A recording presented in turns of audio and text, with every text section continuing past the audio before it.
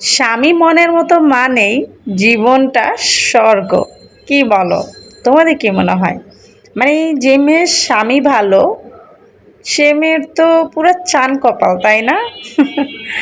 আসসালামু আলাইকুম। আমি মাহি চলে আসলাম অ্যানাদার ব্লগ ভিডিও নিয়ে। মাহিস লাইফস্টাইল থেকে তোমাদের সাথে এখন ব্লগের মাধ্যমে কথা বলছি। আমি কিন্তু মাহি, ঠিক আছে? এনিওয়েজ, আমি কিন্তু হচ্ছে একটু এক আপুর বাসায় এসেছিলাম, একজন সিনিয়র আপু। বাই দ্য ওয়ে, যেটা বলতেছিলাম যে জামাই ভালো হইলে কিন্তু ওই মেয়ের জন্য পুরো জীবনটা একটা স্বর্গ, মানে তাই না? মানে সব কিছু পাওয়া যায় তখন। ভালোবাসা, কেয়ার, যত্ন, মানে কি লাগে জীবনে বলো তো? কি লাগে?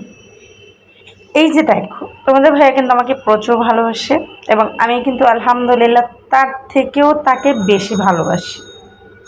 আর এখানে দেখো এই যে একটা ছোট বোনু, ওর সাথে বসে আমি একটু ভিডিও নিচ্ছিলাম, মানে আমরা একই রকম মুখ করতেছিলাম।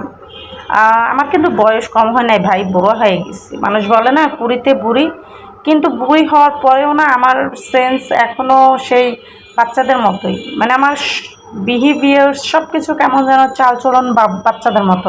আমার ভাল লাগে আসলে। এখন অনেকেই এটাকে নিয়ে বলবে হ্যাঁ ন্যাকামি, ঢং। হ্যাঁ ভাই, যদি তোমাদের মনে হয় ঢং, তাহলে ঢংই করি, সমস্যা কি? ঢং করতে তার টাকা লাগে না, তাই না? বিনা টাকায় যদি ঢং করা যায়, বিনা পরিশ্রমে যদি তোমরা ঢং দেখতে পাও, তাহলে তোমাদেরও সমস্যা নাই, আর আমি যে করি আমারও কোনো সমস্যা নাই। যাই হোক, এই যে দেখো, এই যে পিছনে দেখতে পাচ্ছ ওই যে পিচ্ছিটা, ওই যে পিচ্ছিটা রেখিয়া বুড়ি, ওই যে জিব্বা বের করছে, জিব্বা বের করছে, দেখছো দেখছো? ও বারবার এসে আমাকে বলতেছিল মাহি আপু, মাহি আপু আমাকে ভিডিওতে নাও, আমাকে ভিডিওতে দেখা যায় না, তোমাদের দুজনকে দেখা যাচ্ছে। তাই ওকে একটু জুম করে দেখিয়ে দিলাম। যেই দিকেই নিচ্ছি বারবার ও সেদিকেই চলে আসতেছে।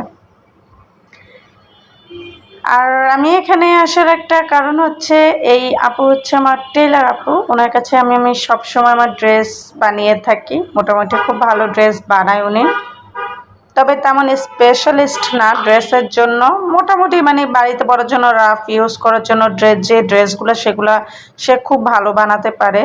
এবং বাকি যেগুলো থাকে অনেক বেশি গর্জিয়াস, লেহেঙ্গা, শাড়ি বা ব্লাউজ, ওইসব আর কি বাহিরে বানালেই ভালো হয়, যেহেতু অনেক দামি জিনিস থাকে বা অনেক দামি জামা কাপড় লেহেঙ্গা থাকে, সেগুলো আসলে একটু নষ্ট হয়ে গেলে তো একেবারের জন্য বাদ হয়ে যায়। সো রাফ ইউজ করার জন্য এরকম বাড়িতে ড্রেস বানানোটা আমিও পছন্দ করি, আর আমি রেগুলার এভাবে বানাই। এর আগেও আমি এভাবে বানিয়েছিলাম যখন লালবাগ ছিলাম। যাই হোক, আজকের ভিডিওটা কিন্তু আমি একটুখানি করব। আর এখন মাগরিবের আজান পড়ে গিয়েছে, তো আজকে আমি এখানে বিদায় নিচ্ছি। তোমরা যারা আমার পেজটা এখনও ফলো করো নাই, দ্রুত গিয়ে ফলো করে দাও এবং লাইক কমেন্ট করে শেয়ার করে দেবা। Thank you so much for watching my video. And আরেকটা কথা, প্লিজ তোমরা যারা ভিডিওটা দেখতেছো একটা রিঅ্যাক্টও করে যাও, মানে আমি যেন বুঝতে পারি যে তোমরা কারা আমার